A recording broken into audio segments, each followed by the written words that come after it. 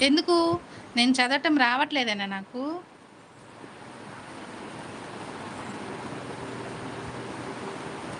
నాకు చదవటం రావట్లేదని నువ్వు 10థ్ ఫెయిల్ అని అడుగుతున్నావా?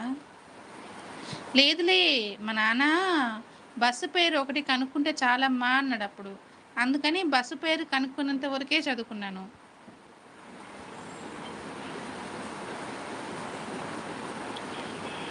డిగ్రీ ఉంది అమ్మకి. డిగ్రీ ఉందంట.